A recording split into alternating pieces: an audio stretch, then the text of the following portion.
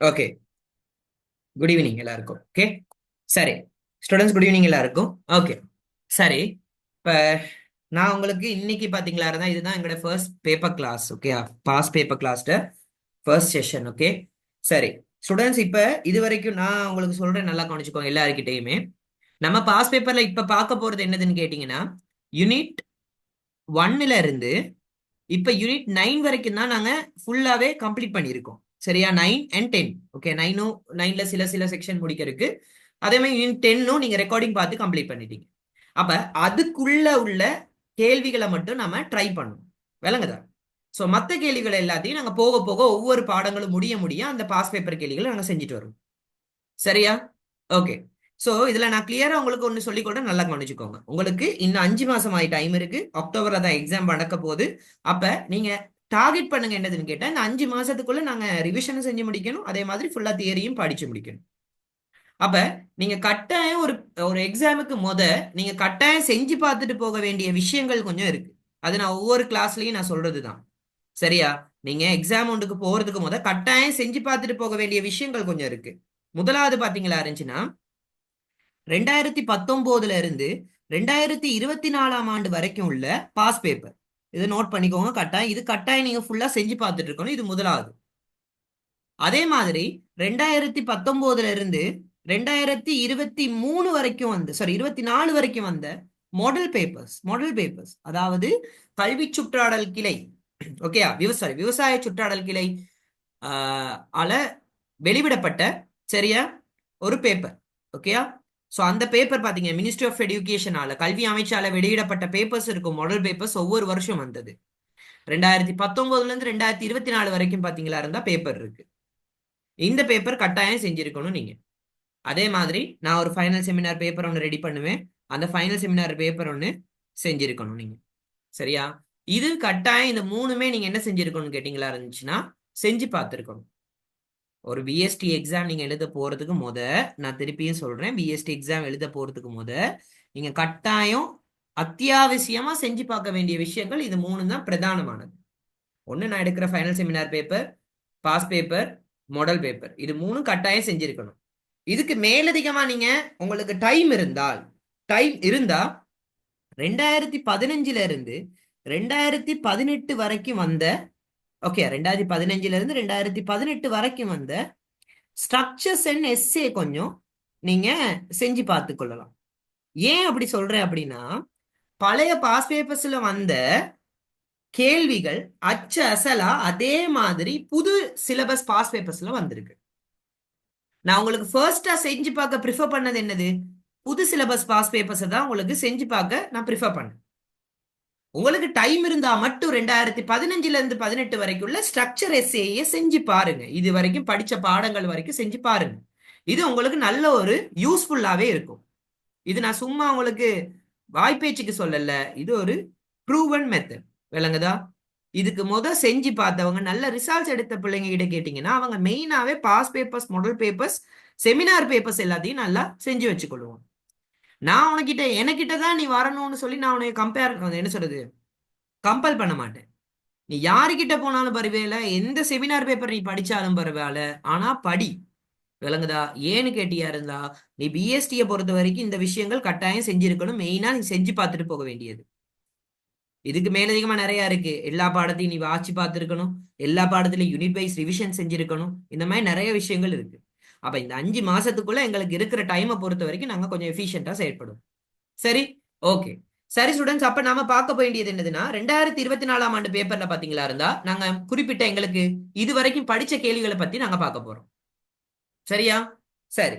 So இதுல முதலாவது நாங்க பார்க்க போறது என்னதுன்னா, ஜிபிஎஸ் மூலம் குறிப்பிடுவது. இந்த கேள்வி உண்மையாவே நான் கூட நினைச்சு பார்க்கல. ஆனா நான் ஸ்டூடெண்ட்ஸுக்கு வழக்கமா சொல்லி அனுப்புறதுதான் ஒவ்வொரு இங்கிலீஷ் வேர்ட்ஸும். ஆனா சில பிள்ளைங்க இங்கிலீஷ் வேர்ட்ஸை கவனத்தில் எடுக்காதுங்க.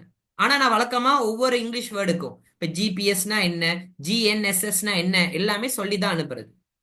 அப்ப இந்த ஜிபிஎஸ் மூலம் நீங்க எதை என்ன சொல்றது, இதுல விரிவாக்கப்படுவது எது, இதுல அப்ரிவியேஷன்ஸ் என்ன அப்படின்னு கேட்டீங்கன்னா, ஜிபிஎஸ்னா உங்களுக்கு தெரியும், தனி அமைவை துணிவதற்கு பயன்படுத்தப்படுகின்ற ஒரு நில அளவை தொழில்நுட்பம். தனி அமைவை துணிவதற்காக பயன்படுத்தப்படுகின்ற ஒரு நில அளவை தொழில்நுட்பம் ஜிபிஎஸ். ஜிபிஎஸ் ஃபுல் விரிவாக்கம் என்னன்னா குளோபல் பொசிஷனிங் சிஸ்டம்.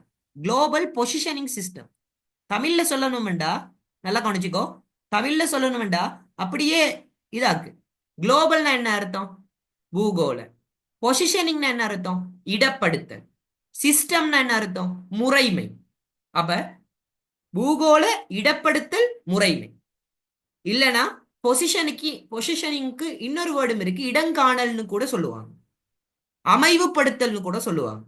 அதனால பூகோள அமைவுபடுத்தல் முறைமைன்னு வந்தாலும் சரி, பூகோள இடங்காணல் முறைமை வந்தாலும் சரி, பூகோள இடப்படுத்தல் முறைமைன்னு வந்தாலும் சரி, எல்லாமே ஒன்றுதான். ஆகவே ஜிபிஎஸ்க்கு விரிவாக்கம் பாத்தீங்களா இருந்தா குளோபல் பொசிஷனிங் சிஸ்டம். இதுல கூகுள் பிளே ஸ்டோர்னு அடிச்ச பிள்ளைங்களும் இருக்காங்க. ஓகே, ஜிபிஎஸ் மூலம் குறிப்பிடுவது கூகுள் பிளே ஸ்டோர். இதுக்கு விரிவாக்கம் என்ன சொல்றது, இதுக்கு ஆன்சர் அடிச்ச பிள்ளைங்களும் இருக்குது. ஸோ அதனால கொஞ்சம் யோசிச்சு பாருங்க, கூகுள் பிளே ஸ்டோர் எல்லாம் கேட்பாங்களா பிஎஸ்டியில்?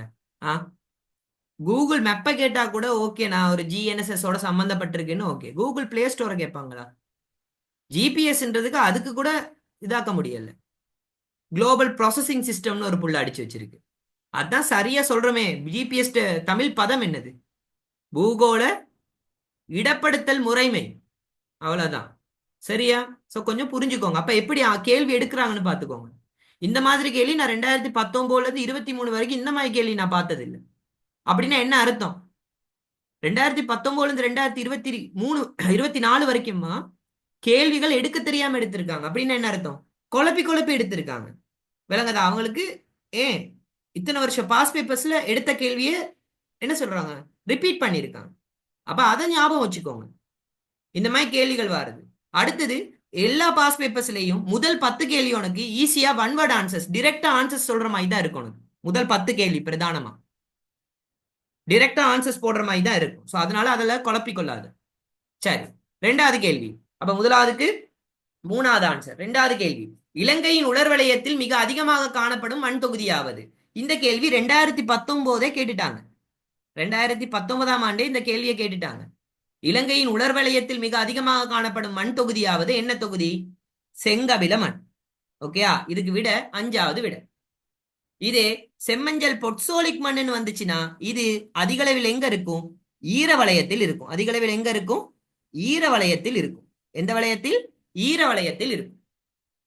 ஈரவலயத்தில் அதிகமாக காணப்படுற மண் தொகுதின்னு கேட்டா செம்மஞ்சள் பொட்சோலிக் மண். உலர் வலயத்தில் மிக அதிகமாக காணப்படுற மண் தொகுதி கேட்டா செங்கபில மண். இலங்கையை பொறுத்தளவில் இலங்கையின் மொத்த பரப்பளவில் 1/3 பகுதி பரப்பளவில் பரம்பி காணப்படும் மண்ணுன்னு கேட்டா செங்கபில மண். விளங்குதா? அப்ப இந்த குறிப்பிட்ட செக்ஷன் எதை பத்தி குறிப்பிடுதுன்னா மண் கூட்டத்தை பத்தி குறிப்பிடுது. மண் கூட்டம் நீங்க 2ஆம் பாடத்துல படிச்சிருப்பீங்க, மண் கூட்டம் சம்பந்தப்படுத்தி. விளங்குதா? சரி, இப்ப இதுல நான் கேள்வி ஒண்ணு கேட்கிறேன். இதே கேள்வியை நான் மாத்தி கேட்கிறேன். நீங்களே ஆன்சர் சொல்லுங்க. முடிஞ்சா சொல்லுங்க. சரியா? அதிகளவு சேதன பதார்த்தங்களை கொண்ட மண் யாது? இந்த 5 ஆன்சர்ல எந்த ஆன்சர் வரும்னு சொல்லுங்க பாப்போம். சும்மா நான் ஒரு கேள்வி கேட்கிறேன், ஆன்சர் செட்ல போடுங்க. அதிகளவு சேதன பதார்த்தங்களை கொண்ட மண் யாது? பின்வருவனவற்றுள்.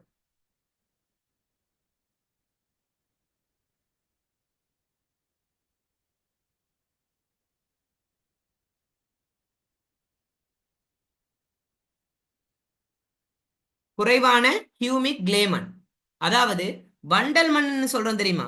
வண்டல் மண்ணுன்னு சொல்லி அந்த வண்டல் மண்ணை தான் பாத்தீங்கன்னா அவங்க எப்படி குறிப்பிட்டிருக்காங்க பாருங்க. குறைவான உக்களை கொண்ட, ஹியூமிக்னா உக்கள், உக்களை கொண்ட கிளே சாயில், எல்ஹெச்ஜி சாயில்னு சொல்லி சொல்லுவாங்க இங்கிலீஷ்ல. ஓகேயா? தமிழ்ல வண்டல் மண்ணுன்னு சொல்லி சொல்லுவோம். வண்டல் மண். வண்டல் மண்ல தான் அதிகளவு என்ன இருக்குன்னு கேட்டீங்களா இருந்தா சேதன பதார்த்தங்களை கொண்ட மண் வண்டல் மண் தான். அதே வண்டல் மண்ல தான் சேதன பதார்த்தங்களோட பிரிகை எப்படிப்பட்டதா இருக்கும்? குறைவாக இருக்கும். சேதன பதார்த்தங்களோட பிரிகை குறைவா இருக்கும் வண்டல் மண்ணுல. ஏன்? வண்டல் மண்டலமா சேதன பதார்த்தங்களோட அளவு கூடமா, ஆனா சேதன பதார்த்தங்களோட பிரிகை குறைவு. காரணம் என்னன்னா வண்டல் மண் எப்பயுமே எப்படி இருக்கும் அப்படின்னு கேட்டீங்கன்னா நீரினால் நிரம்பல் தன்மையில இருக்கும். நீரினால் என்ன தன்மையில இருக்கும்? நிரம்பல் தன்மையில இருக்கும். அப்படி நீரினால் நிரம்பல் தன்மையில இருக்கிறனால பாத்தீங்களா இருந்துச்சுன்னா அதுல ஆக்சிஜன் பற்றாக்குறை இருக்கும். அப்படி ஆக்சிஜன் பற்றாக்குறை காணப்படுறனால அங்க என்ன தொழிற்படாது? காற்று வாழ் பாக்டீரியாக்கள் தொழிற்படாது. விளங்குதா? ஆக்சிஜன் பற்றாக்குறை காரணமாக அங்க பாக்டீரியாக்களோட தொழிற்பாடு குறைவுனால சேதன பதார்த்தங்களோட பிரிகையும் என்னது? குறைவு. திருப்பி சொல்றேன், வண்டல் மண்ணுல ஏன் சேதன பதார்த்தங்களோட பிரிகை குறைவுன்னு சொல்றாங்கன்னா, வண்டல் மண் எப்பயுமே நீரினால் நிரம்பல் தன்மையில இருக்கும். எப்பயும் நீரினால் நிரம்பி நிரம்பி காணப்படும். அதனால அதுல ஆக்சிஜன் பற்றாக்குறை காணப்படும். ஆகையால் ஆக்சிஜன் பற்றாக்குறை காரணமாக அங்குள்ள நுண்ணங்கிகள் என்ன செய்யாது பாத்தீங்களா இருந்துச்சுன்னா, சேதன பதார்த்தங்களோட பிரியடைகிற செய்யற வீதம் எப்படி இருக்கும்? குறைவா இருக்கும். அப்ப இதை மறந்துடாதீங்க. அப்ப இந்த மாதிரி கேள்விகள் உங்களுக்கு நிறைய கேள்விகள் கேட்கலாம். புரியுதா? நீங்க மண் கூட்டத்திலேயே மெயினா நீங்க பார்த்துட்டு போக வேண்டிய 3 மண் கூட்டம் எதுன்னா, செங்கபில மண், வண்டல் மண், அடுத்தது செம்மஞ்சள் பொட்சோலிக் மண். இது 3ம் கட்டாயம் நீ பார்த்துட்டு போகணும். ஏன்னா இது 3லயும் தான் நிறைய என்ன சொல்றது நிறைய இயல்புகள் கொடுத்துருக்காங்க. ஓகேயா? சோ இது மறந்துடாதீங்க. ஓகே, சரி. அடுத்தது, பின்வரும் பரிசோதனைகளில் நீரின் உயிரியல் பரமாணம் ஒன்றை அளவிடுவதற்காக பயன்படுத்தப்படுவது அப்படின்னு சொல்லி கொடுத்துருக்கு. உனக்கு தெரியும் நீரின் உயிரியல் பரமாணம். இது லாஸ்ட் கிளாஸ், நேத்து கிளாஸ் படிக்கும் போதே நான் சொல்லி கொடுத்தேன். நீரின் உயிரியல் பரமாணம்னு கேட்கும் போதே எங்களுக்கு ஞாபகம் வரும் என்னது? உயிரியல் காரணி எது? நீரின் உயிரியல் பரமாணம்னாவே என்னது? மொத்த நீரில் உள்ள மொத்த காலிஃபார்ம் பாக்டீரியாக்களின் எண்ணிக்கை. காலிஃபார்ம் பாக்டீரியாக்களின் எண்ணிக்கை. அப்ப நீரில் உள்ள மொத்த காலிஃபார்ம் பாக்டீரியாக்களின் எண்ணிக்கை அளவிடுவதற்கு பயன்படுத்துற சோதனை என்ன சோதனை? காலிஃபார்ம் பரிசோதனை. என்ன சோதனை? காலிஃபார்ம் பரிசோதனை. அப்ப சிம்பிளான கேள்வி இது. நீரின் உயிரியல் பரமாணம் ஒன்றை அளவிடுவதற்கு பயன்படுத்தப்படுவது. இதே இப்படி கேட்கலாம் உங்களுக்கு கேள்வி. நீரின் நீரின் தரத்தை உறுதிப்படுத்துவதற்கு பயன்படுத்துற குறிகாட்டி யாது அப்படின்னு கேட்பாங்க. குறிகாட்டி. குறிகாட்டி யாது அப்படின்னு கேட்டாலும் அது எது? இதுதான். நீரின் தரத்தை உறுதிப்படுத்துவதற்கு பயன்படுத்துற குறிகாட்டி யாரு அப்படின்னு கேட்டா இவர் தான். மொத்த கொலிஃபார்ம் பாக்டீரியாக்களின் எண்ணிக்கை. சாதாரணமா கொலிஃபார்ம் பாக்டீரியாக்களோட எண்ணிக்கை பாத்தீங்கன்னா 4 அல்லது 4 விட குறைவா இருக்கணும். 4 அல்லது 4 விட கூடவா இருக்குதுன்னா, 4 அல்லது 4 விட குறைவா இருந்துச்சுன்னா பிரச்சனை இல்லை. 4 விட கூடவா போகுது இருந்துச்சுன்னா கட்டாயம் உறுதிப்படுத்தப்படும். என்ன உறுதிப்படுத்தப்படும்? கொலிஃபார்ம் பாக்டீரியாக்களோட எண்ணிக்கை 4 அல்லது அதை விட கூடவா இருந்தா ஒன்னு கட்டாயம் உறுதிப்படுத்தப்படும். என்ன உறுதிப்படுத்தப்படும்? அந்நீரானது மலக்கழிவுகளால் மாசடைந்துள்ளது என உறுதிப்படுத்தப்படும். இந்த கேள்வி பாத்தீங்களா இருந்தா நிறைய இடங்கள்ல பாத்தீங்களா இருந்தா கேட்டு வந்திருக்கு. அப்ப ஞாபகம் வச்சுக்கோ, ஞாபகம் வச்சுக்கோ, திருப்பியும் சொல்றேன் ஞாபகம் வச்சுக்கோ. உனக்கு ஒரு கேள்வி கேட்கிறாங்களா இருந்தா, திருப்பி சொல்றேன், உனக்கு ஒரு கேள்வி கேட்கிறாங்களா இருந்தா எப்படி கேள்வி? நீரின் உயிரியல் பரமாணம் ஒன்றை துணிவதற்கு பயன்படுத்துற சோதனை கேட்டா கொலிஃபார்ம் பரிசோதனை. நீரின் உயிரியல் பரமாணம் என்னன்னு கேட்டாங்கன்னா மொத்த கொலிஃபார்ம் பாக்டீரியாக்களின் எண்ணிக்கை. நீரின் தரத்தை துணிவதற்காக பயன்படுத்தப்படுகின்ற குறிகாட்டி யாதுன்னு கேட்டா மொத்த கொலிஃபார்ம் பாக்டீரியாக்களின் எண்ணிக்கை. இது ஞாபகம் வச்சுக்கோ. புரியுதா உனக்கு? கிளியரா? கொலிஃபார்ம் பரிசோதனை எல்லாம் நம்ம படிச்சுட்டோம். அதே மாதிரி மத்த பரிசோதனைகள் பார்த்துக்கோங்க. இது வரைக்கும் பாத்தீங்களா இருந்துச்சுன்னா கேள்விகளுக்கு வரல பெருசா இதை விளங்கப்படுத்த சொல்லி. டிஓ எப்படி துணிகிறது, கலங்கள் தன்மை எப்படி பரிசோதிக்கிறது, பிஹெச் எப்படி பரிசோதிக்கிறது, உவர் தன்மை எப்படி பரிசோதிக்கிறது. சொல்லுங்க, நீரின் உவர் தன்மை அளக்கிறதுக்கு பயன்படுத்தப்படுற உபகரணம். மைக் ஆன் பண்ணி தான் இருக்கு, வேணா ஆன் பண்ணி சொல்லலாம்.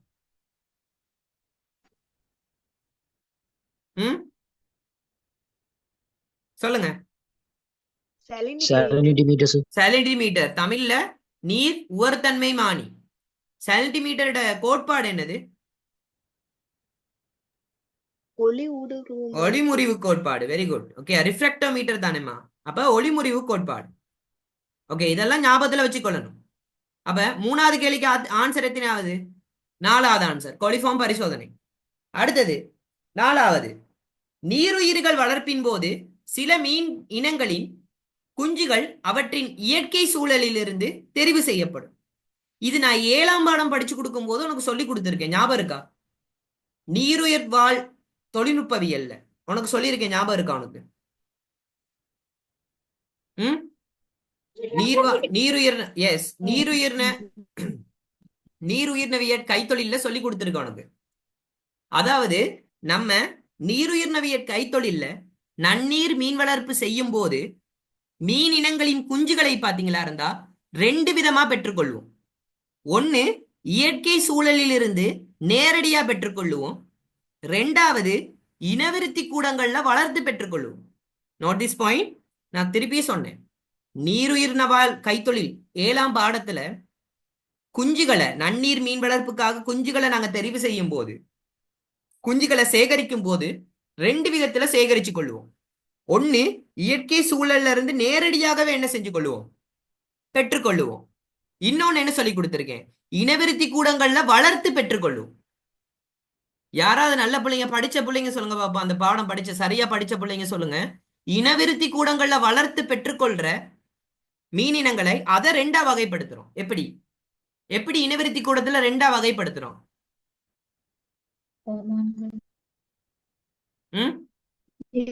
புறச்சூழலை மாற்றி எஸ், இயற்கை சூழல் நிபந்தனைகளை மாற்றி அமைத்து, எஸ், இயற்கை சூழல் நிபந்தனைகளை மாற்றி அமைத்து மீனை இனவிருத்தி செய்யறது. இன்னொன்னு என்னத்தை பயன்படுத்துறது? ஓமோனை பயன்படுத்தி. இதுக்கு உதாரணம் இருக்கு. ஓமோனை பயன்படுத்தி செய்யறது என்ன உதாரணம்? காஃப். எஸ், காஃப் இனங்கள், சீன காஃப், இந்திய காஃப் போன்றவற்றை சொல்லலாம். இயற்கை சூழல் நிபந்தனைகளை மாற்றி அமைத்து செய்வது? ஏய், நல்லா யோசி. திலாப்பியா. இயற்கை சூழல் நிபந்தனைகளை மாற்றி அமைத்து, இனவிருத்தி கூடங்களில் இயற்கையான சூழல் நிபந்தனைகளை மாற்றி அமைத்து செய்யறது யாரு? திலாப்பியா. இங்க கேட்ட கேள்வி என்னது? இயற்கை சூழலில் இருந்து நேரடியாக பெற்றுக்கொள்வது எந்த மீன் வரும்? இதுக்குதான் என்ன வரும்? என்ன மீன் வரும்? எஸ், இதுக்குதான் என்ன மீன் வரும்? வேக்கையா. வேக்கையா மீனுக்கு இங்கிலீஷ் வேர்டை பாத்துக்கோ, மில்க் ஃபிஷ். வேக்கையா இல்ல வேக்கையான் மீன் கூட சொல்லுவோம் நம்ம. அப்ப தெரிஞ்சு வச்சுக்கோ. அப்ப பாரு, அவனை குழப்பறதுக்காக திலாப்பியாவும் கொடுத்து வச்சிருக்கான். அப்ப நீ திலாப்பியாவும் போடுறதுக்கு சான்சஸ் இருக்கு. ஆனா ஒழுங்கா வாசிச்சுட்டு போடு. இந்த கேள்வியெல்லாம் பார்க்கும்போது உனக்கு என்ன தோணுது? சின்ன சின்ன விஷயத்துல இருந்தெல்லாம் கேள்விகள் கேட்டிருக்காங்க. அதான் ஞாபகத்துல வச்சுக்கோ. அப்ப மொத்தமா ஒரு டியூட்டை வாசிக்கும் போது மொத்தமா ஃபுல்லா வாசி. அப்பதான் உனக்கு ஆன்சர் செய்ய முடியும். அடுத்ததாவது 5வது, பால் தொற்று நீக்கப்படும் போது ஒரு பிரதிகூலம்னு கேட்டிருக்கு. தொற்று நீக்கப்படுதல்னா என்ன அர்த்தம்? பாலை கிருமி அளிக்கிறது. உனக்கு தெரியும் பாலை கிருமி அளிக்கிறதுனா என்னது? சரி, ஃபர்ஸ்ட் கேட்கிறேன், பாலை நட்காப்பு செய்யறதுக்கு பாத்தீங்கன்னா உயர் வெப்பநிலையில் நட்காப்பு செய்யற மெத்தட் இருக்கு. சொல்லு.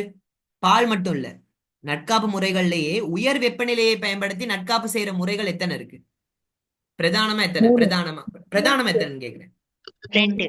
பிரதானமா 2. பாய்ச்சராக்கமும் கிருமி அளித்தலும். 3வது நீங்க என்ன சொல்லலாம்? வர்த்தக ரீதியிலான கிருமி அளித்தலை சொல்லலாம். ஓகே, வர்த்தக ரீதியிலான கிருமி அளித்தலை சொல்லலாம். ஆனா பிரதானமா 2 தான். உயர் வெப்பநிலை நட்காப்பு முறைகள் பிரதானமா 2, பாய்ச்சராக்கம், கிருமி அளித்தல். 3வது வேணும்னா நீங்க சொல்லலாம் வர்த்தக ரீதியிலான கிருமி அளித்தலை சொல்லலாம். அப்ப நீ யோசிக்கணும், சார் பாய்ச்சராக்கம், கிருமி அளித்தல், இது 2க்கும் பிரதான டிஃபரண்ட் என்னன்னா, பாய்ச்சராக்கப்பட்ட உணவம்மா நீ பிரதானமா 2 நாள் வச்சுக்கொள்ளலாம். அதாவது குறைந்த காலம் தான் நீ ஆயுட்காலம் அதுல. ஆனா கிருமியளிக்கப்பட்ட உணவை நீ என்ன செஞ்சு கொள்ளலாம்? நீண்ட காலம் வச்சுக்கொள்ளலாம். அதுல எதுல? ஃப்ரிட்ஜ் இல்லாம குளிரூட்டாமமா நீ வச்சுக்கொள்ளலாம். பாய்ச்சராக்கப்பட்ட உணவுகளை கட்டாயம் நீ என்ன செய்யணும்? குளிரூட்டல் செய்யணும். ஆனா கிருமியளிக்கப்பட்ட உணவுகளை நீ என்ன செய்ய தேவை? குளிரூட்டம் செய்ய தேவை. காரணம் என்னன்னு சொல்லி கொடுத்திருக்கேன். என்ன காரணம்? பாய்ச்சராக்கம் செய்யும் போது நுண்ணங்கிகள் அழிக்கப்படும். அதுல வித்திகள் அழிக்கப்படுமா? இல்ல. ஸ்பாஸ், வித்திகள் அழிக்கப்படுமா? இல்ல. ஆனா கிருமி அழித்தல் செய்யற நேரம் என்ன நடக்கப்படும்? நுண்ணங்கிகளும் அழிக்கப்படும், அதண்ட எதுவும் அழிக்கப்படும்? வித்திகளும் அழிக்கப்படும். அப்ப கிருமி அழித்தல் செய்யறது நல்லதுதான். கிருமி அழித்தல் செய்வதன் மூலமாக நாங்க என்ன செய்யலாம்? நீண்ட ஆயுட்காலம் கொண்ட உணவுகளை எடுத்துக்கொள்ளலாம். ஆனா ஒரு விஷயம் இருக்கு, என்னதுன்னா, கிருமி அளிக்கும் போதுமா அந்த உணவுட போசனைகள் அழிவடைஞ்சிரும். அதுவும் இப்ப நீங்க கேட்கலாம், சார் எல்லா போசனையும் அழிவடையுமா? எல்லா போசனையும் அழிவடையாது.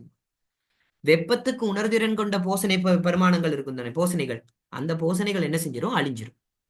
அவ ஒரு பாலை தொற்று நீக்கும் போது பாத்தீங்களா இருந்துச்சுன்னா கட்டாயம் நடக்கிறது என்னது? போசனைகள் அழியும். நீங்க சும்மா உறைதல், வீழ்படிவு ஏற்படல், இனிப்பு சுவை அதிகரித்தல், விரும்பத்தகாத மனம் ஏற்படல், இதெல்லாம் நீங்க ஆன்சரா போட முடியுமா? சிம்பிளா கொஞ்சம் யோசிச்சு பாருங்க. பொதுவா யோசிச்சு பாருங்க. ஒரு டெக்னாலஜி ஸ்டூடெண்டா பொதுவா யோசிச்சு பாருங்க. இப்படி யாரும் ஆன்சர் போடுவாங்களா? ஆனா போட்டிருக்குங்க பிள்ளைங்க. அவங்கள குறை சொல்லி வேலை இல்லம்மா. அவங்கள குறை சொல்லி நாங்க வேலை இல்லை. சோ உங்களுக்கு நான் சொல்றேன் என்னதுன்னு கேட்டீங்கன்னா, கொஞ்சம் பொதுவா யோசிங்க. சும்மா அந்த புத்தக புழுவா மட்டும் இருக்காதீங்க. சும்மா நோட்ஸை வாசிச்சுட்டு பாடமாக்கிட்டு போற மாதிரி இருக்காதீங்க. தயவு செஞ்சு கேட்டுக்கொள்றேன்.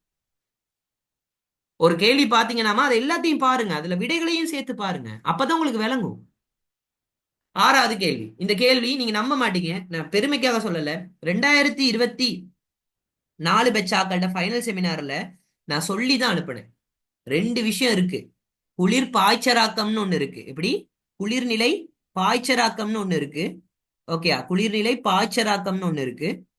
அதே மாதிரி குளிர்நிலை தொற்று நீக்கம்னு ஒண்ணு இருக்கு. எப்படி?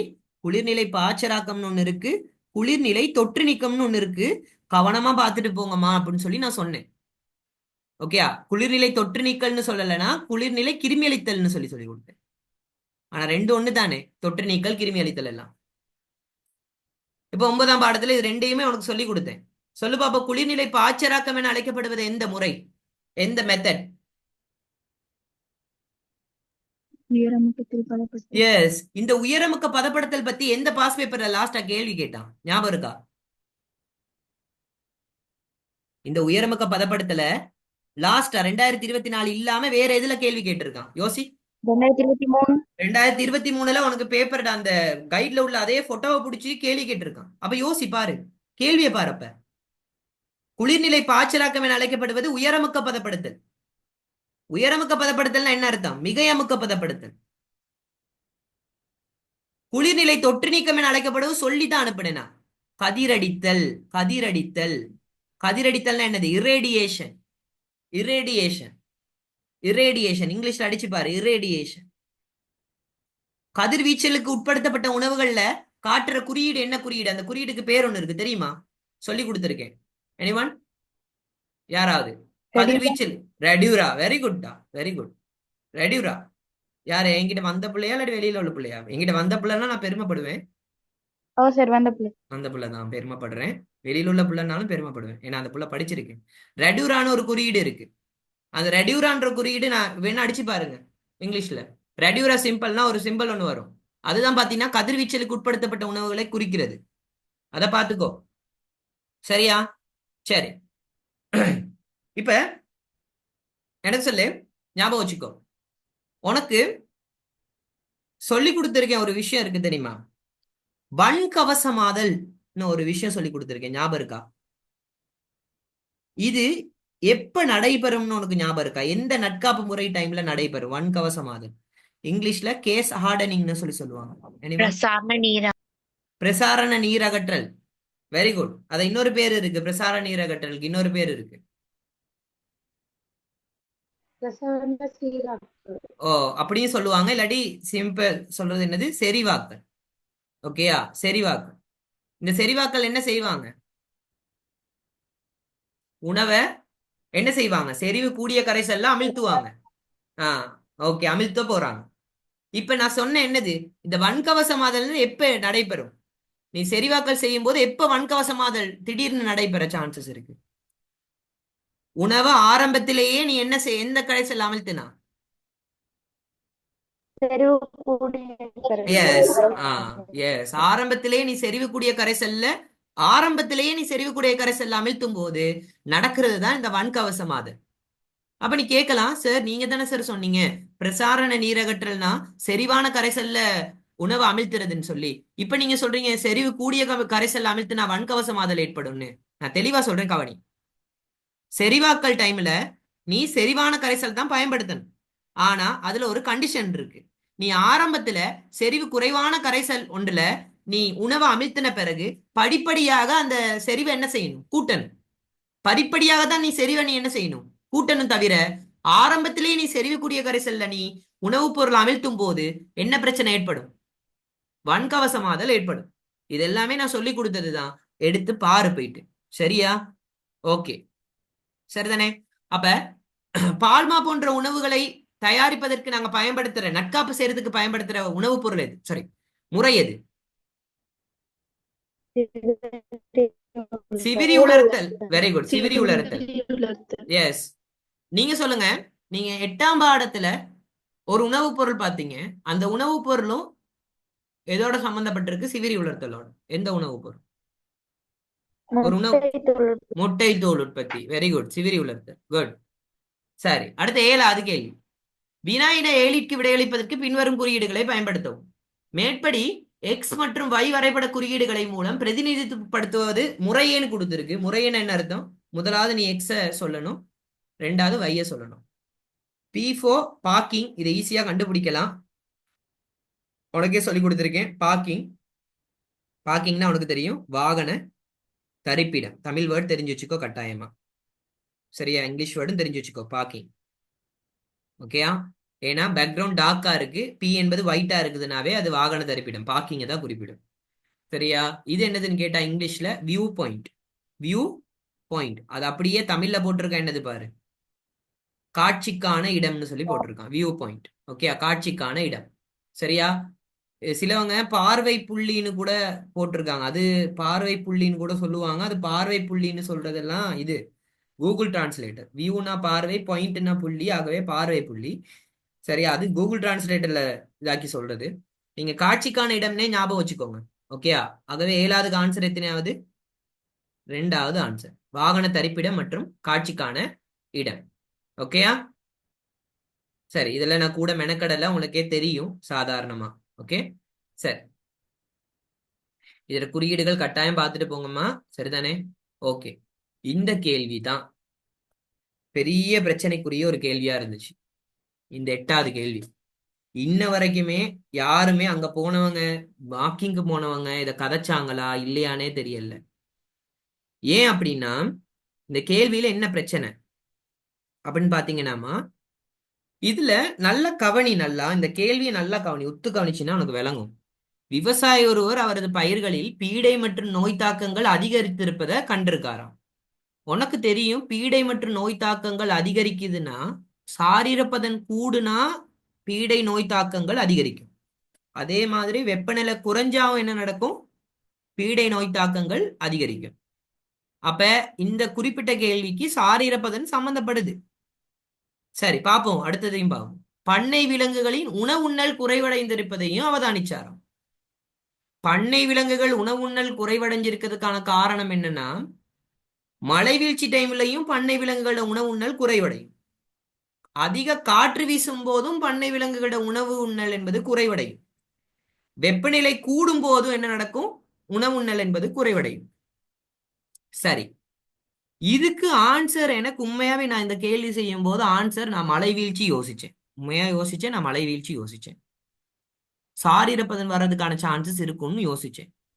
ஆனா ஸ்கீம்ல விட வந்துச்சு பாத்தீங்கன்னா 4வது ஆன்சர் வெப்பநிலை தான் வந்திருக்கு. அப்ப நான் தெரிஞ்ச மார்க்கிங் போனவங்களுக்கு எல்லாம் கேட்டேன். அப்ப அவங்க சொன்னாங்க இந்த 4வது ஆன்சர் தான் சரியா, மிகச்சரியானதுன்னு அவங்க சொன்னாங்க. நாங்களும் வாதாடணும், மழை வீழ்ச்சி வர்றதுக்கு சான்சஸ் இருக்கு அவங்க சொன்னாங்க. மார்க்கிங் போனவங்களும் கேட்டாங்களாம். ஆனா இதுக்கு வெப்பநிலை தான் வரும்னு சொல்லிட்டு அங்க சிங்களாக்கள் சொல்றது தானே. அப்ப யோசிச்சு பாருங்க, இந்த கேள்வி நல்ல வாசிங்களே. பயிர்களில் பீடை மற்றும் நோய் தாக்கங்கள் அதிகரித்திருப்பதை பார்த்திருக்காங்க. பண்ணை விலங்குகளை உணவுண்ணல் குறைவடைஞ்சிருப்பதையும் அவதானிச்சாங்களாம். அப்ப பண்ணை விலங்குகளோட உணவுண்ணல் குறைவடைஞ்சிருக்கு, பயிர்களோட பீடை மற்றும் நோய் தாக்கங்கள் அதிகரிச்சிருக்கு. இதுக்கு மிக ஏதுவாக அமையக்கூடிய வானிலை காரணி யாவதுன்னு கேட்டிருக்காங்க. இதுக்கு வெப்பநிலைன்றது கொடுத்திருக்காங்க. மழை வீழ்ச்சியும் வரலாமே. ஏன்? அதிக மழை வீழ்ச்சி டைம்ல விலங்குகளோட உணவுண்ணல் குறைவடையும், பயிர்களோட பீடை மற்றும் நோய் தாக்கங்கள் அதிகரிக்கும். சொல்லலாமா இல்லையா? நான் யோசிச்சது மழை வீழ்ச்சி தான். நான் 100% சொல்லேன். சாரீரப்பதனை விட்டுறேன், சாரீரப்பதன் விட்டுரு. சாரீரப்பதனுக்கும் பண்ணை விலங்குகளோட உணவு உண்ணலுக்கு அது சம்பந்தம் இருக்கு, டைரக்டா இல்லைன்னு வச்சுக்கோ. காற்றும் வரும் சான்சஸ் இருக்கு. ஏன்? காற்றின் மூலமாவும் பீடை மற்றும் நோய் தாக்கங்கள் அதிகரிக்கும். அதிக காற்று மூலமா உனக்கு சொல்லி கொடுத்திருக்கேன். செறிவான முறையில வளர்க்கப்படுற விலங்குகள்ல உணவுண்ணல் குறைவடையும். சொல்லி கொடுத்தனா இல்லையா உனக்கு? சொல்லி கொடுத்தனா இல்லையா? சொல்லி கொடுத்தேன். இது நான் புள்ளன்ற ரீதியில நான் யோசிச்சு பாக்குறேன். சும்மா அவங்கட கவர்மெண்ட் ரீதியில யோசிக்கல. பிள்ளைங்கிற ரீதியா யோசிச்சு பார்த்ததுல எல்லா பிள்ளைங்களும் போட்டது மழை வீழ்ச்சி தான். சில பிள்ளைங்க காற்று போட்டிருக்காங்க, சில பிள்ளைங்க சாரீரப்பதன். ஆனா வெப்பநிலை போட்டது, ஆன்சர் போட்டது நிறைய பேர், ரொம்ப பேர் குறைவு. இது என்ன சொல்றதுன்னு எனக்கு தெரியல. ஆனா இதுக்கு ஆன்சர் வெப்பநிலைன்னு சொல்றாங்க. ஆனா என்னைய பொறுத்த வரைக்கும் இதுக்கு ஆன்சர் மழை வீழ்ச்சியும் வர சான்சஸ் இருக்கு, சாரீரப்பதனும் வர சான்சஸ் இருக்கு, காற்றும் வர சான்சஸ் இருக்கு. ஆனா நான் 100% சொல்லுவேன், மழை வீழ்ச்சி சொல்லுவேன். மழை வீழ்ச்சி கட்டாயம் நான் சொல்லுவேன். சும்மா சாரீரப்பதன் கூடாதேம்மா, மழை பெய்யறனால தானே சாரீரப்பதன் கூட போகுது. சோ இது எனக்கு இதுல அவ்வளவு குழப்பம் இருக்கு. இது நான் பிள்ளைங்களுக்கு சொல்ற நேரமே சொல்லி கொடுத்தேன். ஆனா ஆன்சர் 4வது ஆன்சர் தான் சொல்றாங்க. வேற வழி இல்ல, நம்ம 4வது ஆன்சருக்கு தான் போகும். சரி விடுங்க, பிரச்சனை இல்லை. அதுக்கு நீங்களாம் குழம்ப தேவையில்லை. உங்களோட எக்ஸாம்ல இப்படி வந்தா நாங்க என்ன சார் செய்யறது அப்படின்னு சொல்லிட்டு நீங்க உங்களுக்கு படிச்ச ஆன்சரை நீங்க போடுங்க, பயப்பட தேவையில்லை. வாரது வரட்டும். ஓகே, சரி. அடுத்தது, மண்ணின் கற்றைய மாற்றிட்டு கொள்ளளவை அதிகரிக்க செய்யும் பண்புகள். இது ஈஸியான கேள்விடி, இதை போட்டு குழப்பிக்க தேவையில்லை. உனக்கு தெரியும் கற்றையன் மாற்றிட்டு கொள்ளளவுனா என்னது? ஃபர்ஸ்ட் நல்லா யோசி. கற்றையன் மாற்றிட்டு கொள்ளளவுன்றது என்னது? சிம்பிளா யோசி. சிஇசி பெருமானம், அதாவது என்னது அது? அதாவது மண்ல காணப்படுற கூழ்நிலை துணிக்கைகள் இருக்கு தானே, அதுல புறத்துறிஞ்சு வைத்திருக்கப்படுற கற்றையன்களும், அதே மாதிரி மண் கரைசல்ல காணப்படுற கற்றையன்களும் கற்றையன்களை பரிமாற்றிக் கொள்ளக்கூடிய அளவுக்கு பேர் தான் கற்றையன் பரிமாற்ற கொள்ளளவு. அதாவது ஓரளவு திணிவு கொண்ட ஒரு உலர் மண்ணில் பரிமாற்றம் அடையக்கூடிய கற்றையன்களோட அளவு, அவ்வளவுதான். சிம்பிளா சொன்னா இதுதான் கற்றையன் பரிமாற்ற கொள்ளளவுக்கு வரைவிலக்கணம். சிஇசியோட வரைவிலக்கணத்தை நீ சிம்பிளா எழுதணும்னா இதுதான். ஓரளவு திணிவு கொண்ட ஒரு உலர் மண்ணில் பரிமாற்றம் அடைய செய்யக்கூடிய கற்றையன்களோட அளவு தான் என்னது? கற்றையன் பரிமாற்ற கொள்ளளவு, சிஇசி பெருமானம். யாராவது நல்ல பிள்ளைங்க சொல்ல பாப்பா, உனக்கு சொல்லி கொடுத்திருக்கேன் சிஇசி பெருமானத்துல அழகு என்னது? அழகு சொல்லி கொடுத்திருக்கேன். சிஇசி பெருமானத்துல அழகு சென்ட்ரிமூல் பெர் சென்டிமீட்டர் கிலோ அல்லது milli equivalence 100. Very good, milli equivalence per 100 gram. உனக்கு தெரியுமா ஒரு சென்ட்ரிமூல் பெர் கிலோகிராம் என்பது எத்தனை மில்லி ஈக்குவலன்ட் பெர் 100 கிராமுக்கு சமன்? ஒரு சென்ட்ரிமூல் பெர் கிலோகிராம் என்பதுமா எத்தனை மில்லி ஈக்குவலன்ட் பெர் 100 கிராமுக்கு சமன்? எத்தனை? ஒன்று. ஒன்று, அதுதான். ஒரு சென்ட்ரிமூல் பெர் கிலோகிராம் என்பது ஒரு மில்லி ஈக்குவலன்ட் பெர் 100 கிராமுக்கு சமன். விளங்குதா? சரி, இப்ப இதை விட்டுறேன். உனக்கு தெரியும் கற்றையின் மாற்றிட்டு கொள்ளளவே அதிக அளவு கற்றையின் மாற்றிட்டு கொள்ளளவை கொண்ட மண் யாது? என்ன மண்? களிமண். எஸ், களிமண். எஸ், களிமண். ஓகே, இப்ப எனக்கு நான் கேட்கிற கேள்வி என்னன்னா, களிமண்ணுல கற்றையின் பரிமாற்ற கொள்ளளவு கூடன்னு சொல்லி நீயே சொல்ற கற்றையின் பரிமாற்ற கொள்ளளவு கூட. இருங்கடா தம்பி, சொல்லிடுறேன். சொல்லி முடிச்ச பிறகு ஒன்று டவுட் கேளு கொஞ்சம் இரு. சரியா? சிஇசி பெருமானம் பாத்தீங்கன்னா களிமண்ல கூட. சரியா? சரி, உனக்கு சிஇசி பெருமானம் களிமண்ல கூடன்றதுக்கான காரணமும் உனக்கு சொல்லி கொடுத்துருக்கேன். ஓகேயா? சரி, இப்ப நான் உனக்கு என்ன கேட்கிறேன்னு கேட்டா, சாதாரணமா ஒரு மண்ணுல கற்றையின் பரிமாற்ற கொள்ளளவு கூடன்னா முதலாவது அந்த மண்ணுல எது கூட தெரியுமா? களியின் அளவு கூடன்னு அர்த்தம். அவ களியின் அளவுன்றது கட்டாயம் கற்றையின் பரிமாற்ற கொள்ளளவுல சம்பந்தப்படும். அவ களியின் அளவுன்ற வேர்ட் வார இடம் எந்தெந்த ஆன்சர்ஸ் வருதுன்னு பாரு. முதலாவது ஆன்சரும் அஞ்சாவது ஆன்சரும். அந்த முதலாவது ஆன்சர் அஞ்சாவது ஆன்சரை நீ பார்க்கும்போது உனக்கு ஒரு டிஃபரெண்ட் ஒன்று விளங்கும். கற்றையின் பரிமாற்ற கொள்ளளவை அதிகரிக்க செய்யும் பண்புகள் அப்படின்னா நீ யோசிக்கணும் என்ன தெரியுமா? களியின் அளவு கூடும்போது நுண்டுளைத்தன்மை என்ன நடக்கும்? நல்லா, இந்த கேட்ட கேள்விக்கு தாண்டி பதில். நான் கேட்ட கேள்விக்கு பதில். களியின் அளவு கூடும்போது நுண்டுளைத்தன்மை என்ன நடக்கும்? யோசி, நல்லா யோசிச்சு சொல்லு. நான் தோற்றடர்த்தியோட கம்பேர் பண்ணல, அவசரப்படாது, ஒழுங்கா யோசி. களிமண் என்பது நுண்டுளைத்தன்மை அதிகமான மண்ணா நுண்டுளைத்தன்மை குறைவான மண்ணா? எஸ், நுண்டுளைத்தன்மை அதிகம். சரியா? நான் கேட்ட கேள்விக்கு தான் பதில் சொல்லணும். நான் தோற்றடர்த்திக்கு நுண்டுளைத்தன்மைக்கு நீ கேட்டிருந்தா மட்டும்தான் நீ என்ன செய்ய சொல்லியிருக்கணும்? தோற்றடர்த்தி அதிகரிக்கும் போது நுண்டுளைத்தன்மை குறையும்னு சொல்லியிருக்கணும். சரியா? இப்ப நான் கேட்ட கேள்வி என்னது? களிமண்ணுல நுண்டுளைத்தன்மை என்பது அதிகம். விளங்குதா?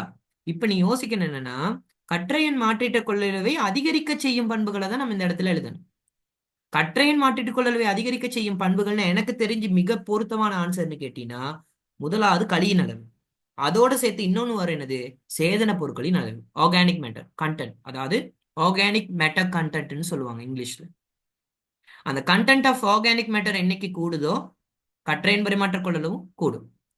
களியின் அளவு என்னைக்கு கூடுதோ கற்றையின் பரிமாற்ற கொள்ளளவும் கூடும். இங்க அவன் மெயினா என்ன கேட்டிருக்கான்? கற்றையின் பரிமாற்ற கொள்ளளவை அதிகரிக்க செய்யும் பண்புகள்னு கேட்டிருக்கான். அப்ப நீ ரெண்டும் கூடுனா கற்றையின் பரிமாற்ற கொள்ளளவு கூடணும், இல்லைன்னா ரெண்டும் குறைஞ்சா கற்றையின் பரிமாற்ற கொள்ளளவு கூடணும். அந்த மாதிரி ஆன்சர் தான் நீ தெரிவு செய்யணும். இதுல மிக பொருத்தமான ஆன்சர் எதுன்னு கேட்டா அஞ்சாவது ஆன்சர், சேதன பொருட்களின் அளவும் களியின் அளவும். இதுதான் மிக பொருத்தமான ஆன்சர். என்னைக்கு உனக்கு தெரியும்? ஒரு எம்சிக்யூல 3 ஆன்சர் உனக்கு மொக்க ஆன்சரா இருக்கும்னு வச்சுக்கோ, ஆனா 2 ஆன்சர் உனக்கு குழப்பம். இதுவா அதுவான்னு சொல்லி குழப்பம். அந்த டைம்ல நீ சரியான ஆன்சரை தெரிவு செய்யறது தான் உண்ட டேலண்ட்ல இருக்கு, உண்ட பிரில்லியன்ட் லெவல்ல இருக்கு. ஓகே, சரி கேளுமா தம்பி. யாரோ ஒருத்தன் ஏதோ டவுட்னு கேட்க வந்து, சொல்லுடா தம்பி, கேளு. சொல்லு தம்பி. இது டவுட்னு கேட்க வந்துடா. இனிமே சார் அந்த சொல்லுடா, சொல்லு தம்பி. சார் சொல்லு தம்பி. அந்த மாற்றீட்டு கொள்ளளவும் பரிமாற்ற கொள்ளளவும் ஒரே வேர்டா சார்? கற்றையின் மாற்றீட்டு கொள்ளளவும் பரிமாற்ற கொள்ளளவும் ஒண்ணு தாண்டா. ஆனா கற்றையன் மாற்றீடுன்றது வேற, மாற்றீட்டு கொள்ளளவுன்றது வேற. சிம்பிளா சொல்லவா? கற்றையன் மாற்றீடுன்றதுல கெட்டைன் எக்ஸ்சேஞ்ச்னு மட்டும்தான். கற்றையின் பரிமாற்றமும் கற்றையின் மாற்றீடும் ரெண்டும் ஒண்ணுதான். ஆனா கற்றையின் மாற்றீட்டு கொள்ளளவுன்றது வேற, கற்றையன் மாற்றீடுன்றது வேற. சிம்பிள் தான். கற்றையன் மாற்றீடு என்னன்னா அயன்கள் பரிமாறி கொள்றது மட்டும்தான்டா. மாற்றிட்டு கொள்ளளவுனா எவ்வளவு அயன்கள் பரிமாறுது, அவ்வளவுதான் டிஃபரெண்ட். புரியுதா? ஓகே, அவ்வளவுதான் டிஃபரெண்ட். அதை மட்டும் ஞாபகம் வச்சுக்கிட்டீங்கன்னா சரி. அப்ப இதை நான் தெளிவாவே உனக்கு சொல்லி கொடுத்துருவேன் எல்லாருக்குமே. சிஇசி பெருமானம் அதிகமான மண் களிமண். இப்ப சொல்லு, களிமண்ல எவ்வளவு சிஇசி பெருமானம் இருக்கு? அது ஒரு கேள்வியா வரலாம். களிமண்ட சிஇசி பெருமானம் அந்த லெவல் எவ்வளவுன்னு கேட்கிறேன். அட்டவணை ஒண்ணு இருக்கு, ஞாபகம் சொல்லி கொடுக்கலையா? நான் அட்டவணை ஒண்ணு இருக்கு, சொல்லி கொடுத்துலையாமா? 35 to 50. Very good. Centimole per kilogram அல்லது மில்லி ஈக்குவலன்ட் per 100 கிராம். ரெண்டு ஒண்ணு தானே. ஒரு சென்டிமோல் per கிலோகிராம் என்பது ஒரு மில்லி ஈக்குவலன்ட் per 100 கிராமுக்கு சமன் மாதிரி 35 to 50 சென்டிமோல் per கிலோகிராம் என்பது 35 to 50 சென்டிமோல் மில்லி ஈக்குவலன்ட் per 100 கிராமுக்கு சமன். சரியா? அப்ப அதை போட்டு குழப்பிக்கொள்ளாது. அவ களிமண்ட தெரிஞ்சு வச்சுக்கோ. இப்ப நான் கேட்கிறேன், களிமண் களிப்பாங்கான மண், இதுல எது கூட சிசி பெருமானம் எதுல கூட? களிமண்ணுக்கும் களிப்பாங்கான மண் ரெண்டையும் ஒப்பிடும் போது எதுல சிசி பெருமானம் கூடனா களிமண்ல தான் கூட. களிப்பாங்கான மண்ணுக்கு 20 to 40 நினைக்கிறேன். I think so 20 to 40. இப்ப நீ கேட்கலாம், சார் இது ரெண்டுக்கு என்ன சார் டிஃபரெண்ட் அப்படின்னா, நல்லவனுக்கும் நல்லவன் மாதிரிக்கும் டிஃபரெண்ட் இருக்கு. விளங்குதா? அது மாதிரிதான் களிக்கும் களி பாங்கானதும். ஓகேயா? சோ போட்டு குழப்பிக்கொள்ளாது. ஓகே, நல்லவன் மாதிரின்னு ஒண்ணு இருக்கு, அது மாதிரிதான் களிப்பாங்கானன். களிமண்ணில் களி பெர்சன்டேஜ் கூடவா இருக்கும், களிப்பாங்கானதுல களி ஒப்பிடக்குள்ள களி பெர்சன்டேஜ் என்பது குறைவா இருக்கும். இப்ப சொல்லு, மணல் மண் களிப்பாங்கான மண், இது ரெண்டுல எது கூட சிஇசி பெருமானம்? களிப்பாங்கான மண். விளங்குதா? எஸ், என்னைக்கும் ஒரு ஆளை விட இன்னொரு ஆள் பெஸ்டா தான் இருப்பாங்க. விளங்குதா? சோ அந்த மாதிரி தான். ஓகே, சரி. அப்ப கற்றையின் பரிமாற்ற கொள்ளளவை அதிகரிக்க செய்யும் பண்புகள் என்ன? சேதன பொருட்களின் அளவும் களியின் அளவும். இதுதான் 5வது இடமா. சரி, ஓகே. அடுத்த கேள்வி, இது ஒரு நல்ல கேள்வி ஒண்ணு. விவசாய கிணறாக கருதப்படுவது. இதுல நிறைய பிள்ளைங்க அவசரப்படுதுங்கம்மா. விவசாய கிணறுன்னு விவசாய கிணறுன்னு எல்லா பிள்ளைங்களும் என்ன செய்யறது? நிலத்தடி நீர்நிலைன்னு தெரியுமா தெரியாதா? 100% ஷுவரா சொல்லலாம் தானே. விவசாய கிணறுன்றது நிலத்தடி நீர்நிலை. ஆனா எல்லாருமே அத இயற்கைன்னு நினைச்சிட்டு இருக்காங்க. கிணறுன்றதுமா இயற்கையா தோன்றது அல்ல. கிணறுன்றது நாங்க தான் தூதுவாரணும். அப்ப அது ஒரு செயற்கையான நிலத்தடி நீர்நிலை. இதுக்கு சரியான ஆன்சர் 2வது ஆன்சர். விளங்குதா? இதுல நிறைய பிள்ளைங்க அவசரப்பட்டுமா எதை போடுறதுன்னா இந்த 4வது ஆன்சரை போட்டு வச்சிருக்குது. விவசாய கிணறு என்பதுமா விவசாயத்துக்காக நாங்க நீரோட்டம் பார்த்து தோன்றதுதான் கிணறு. விளங்குதா? சோ விவசாய கிணறுன்றதுமா செயற்கையான நிலத்தடி நீர்நிலை. உனக்கு அது 100% தெரியும், கிணறுன்றது நிலத்தடி நீர்நிலை. ஆனா அது இயற்கையா செயற்கையானு யோசிக்கணும். இப்ப குளம் கேட்கிறேன், குளம் என்னன்னு சொல்லு பாப்போம். இந்த மெத்தட்ல சொல்லு பாப்போம். குளம் என்பது என்னது?